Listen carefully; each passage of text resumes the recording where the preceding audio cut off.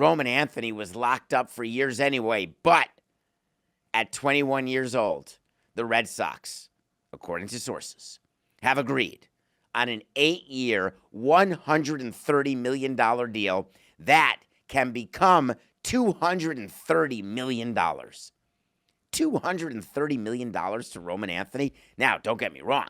Roman Anthony has been a stud since he was called up. Absolutely outstanding. Don't get me wrong. He has a chance to win Rookie of the Year.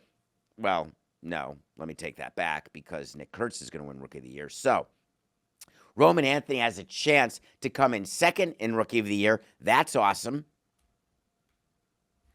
Do you know when you read these numbers that I just beg you to go one level of detail more than what generally you do? Roman Anthony can't make $230 million.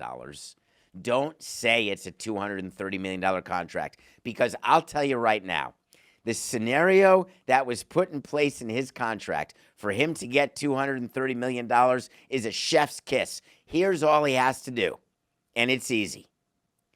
Every year, 2025, that's this year included, 26, 27, 28, 29, 30, 31, 32, 33. 9 more years, baby. 9 years, he has to win the MVP of the American League. Coco, I don't know the answer to this, but I'm going to take a wild guess, and I mean wild, that no player has won 9 MVPs in a row. I mean, I'm sorry. It is irresponsible journalism for me to say that. Oh, he also has to be an all-star every one of the years, and he has to finish first and second in the Rookie of the Year this year. If he does all that, I have a better chance of dunking on a 10-foot hoop without springs in my shoes. NGTH, baby, never going to happen. But $130 million, it's not too shabby. Guaranteeing that to a 21-year-old, and Roman Anthony had the quote that just, it made me so happy. He's 21 years old. Just keep that in mind. 21. He said, there's nowhere I'd rather be.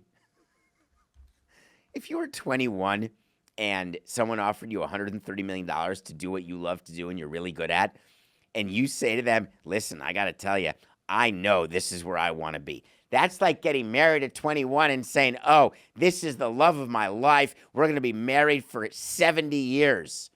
And then you realize, wow, it is super unlikely that you're going to be married for 30 years only because you're 21 years old.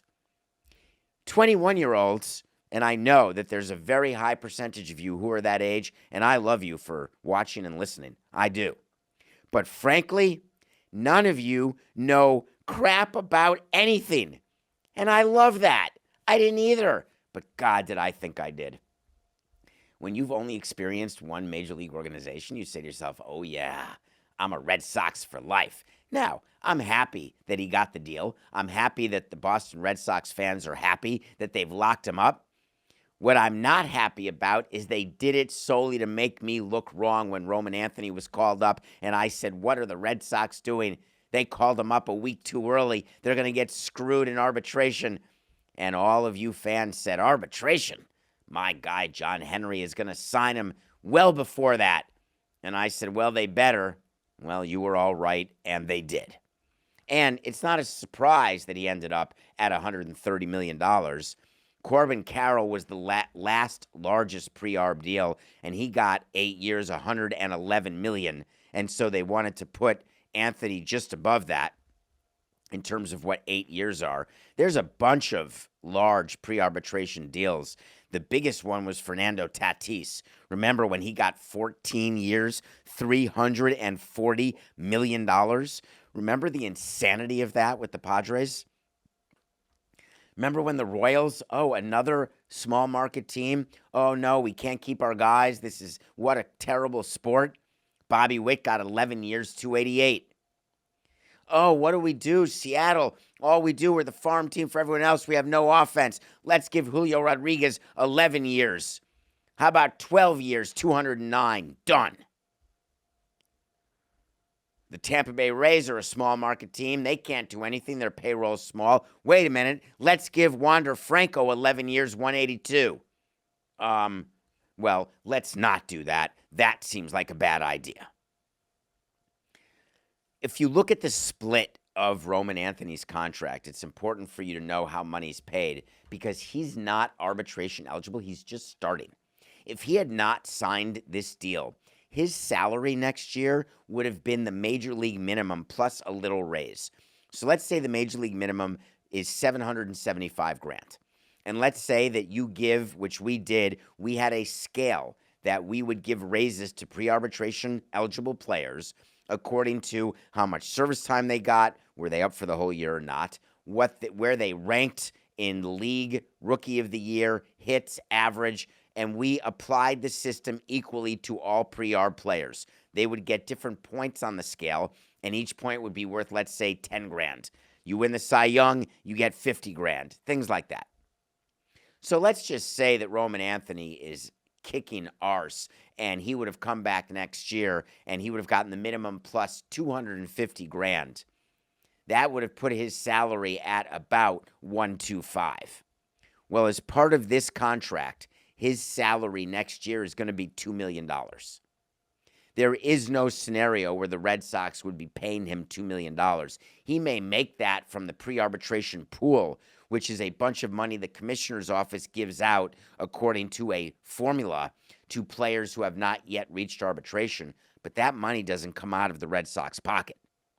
The Red Sox are overpaying Roman Anthony next year by at least $750,000. What about the year after? It goes to $4 million in 2027. Here's the problem with that.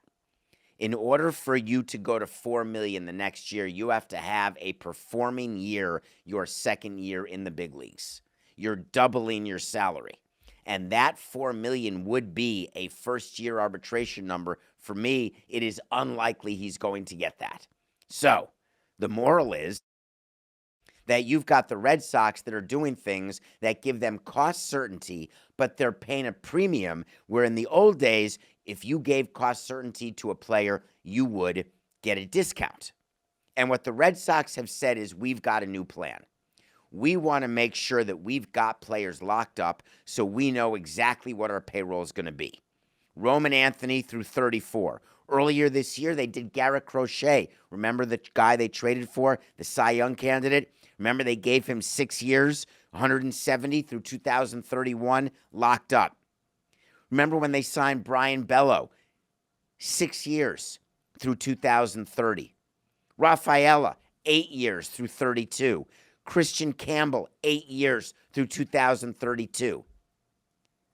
They've got a core of players locked up in a way that makes you think, wow, is it possible they're going to get all these right? And the answer is no. I could give you a wait to see right now, but I don't want to make you wait all the way till 2032. But I don't think you're going to need to wait that long. But we did an official one already today with the Mets. But just, Coca, for reference, there is zero chance. Well, let me not say that.